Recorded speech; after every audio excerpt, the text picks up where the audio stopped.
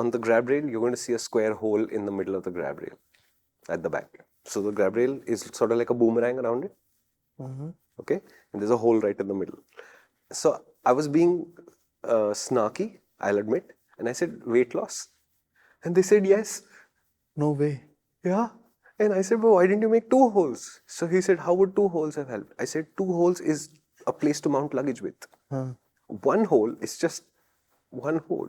They could have done it down the side as well then. No, so it's like this. And the designer said, very, very sweetly, he said, look, I actually wanted it to be 1 unit without the hole at all. And it would just look a little bit like a spoiler, sort of like a grab rail, and it would do both the jobs.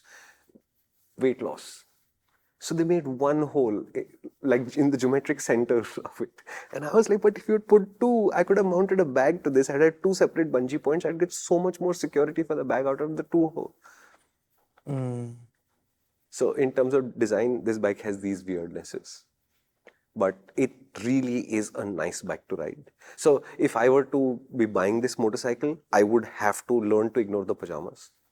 I would have to find a way to find comfort with this seat, especially over longer distances. Shorter distance, I think fundamentally okay. They have used stiff foam. Okay. So once this seat settles down, it will stay in the shape it settles down into. It's not one of those sink into it. I love that. That's nice.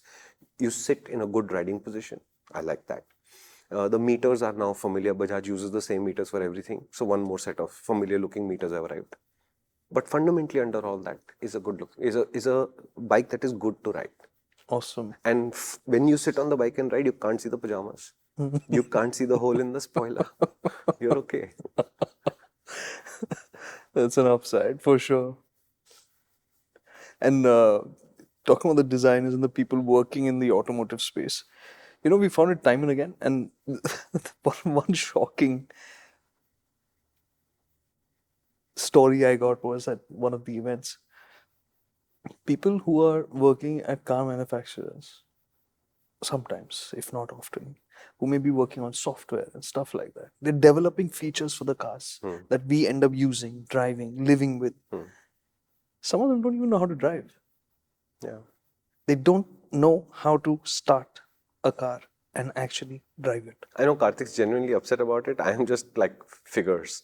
No, if you're going to do this, if this is your livelihood, the least you can do is learn that. And there are enough ways to do that. Yeah. And as I think for motorcyclists who are working in this line, that's practically blasphemy if you're not doing that. But you're calling them motorcyclists working in this line, right? Okay, not motorcyclists. You should be motorcyclists. Yeah, people working in this line should ideally be motorcyclists. It'll give you a better sensitivity to what works, what doesn't, what conventional expectations from motorcycles are from riders.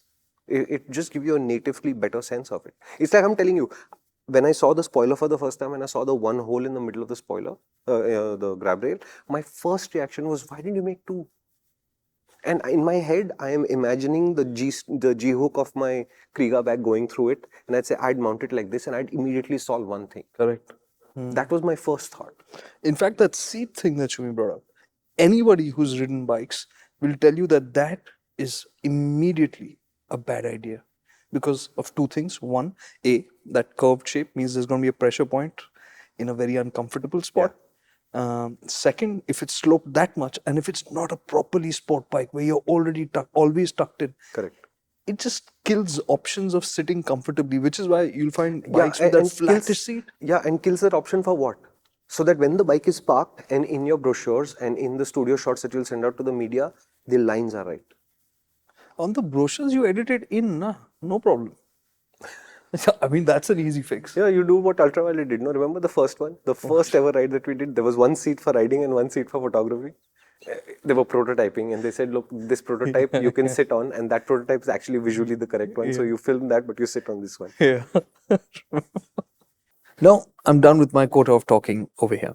The rest of it is all going to be on the main MotorInc channel. Do head out there and like, share and subscribe.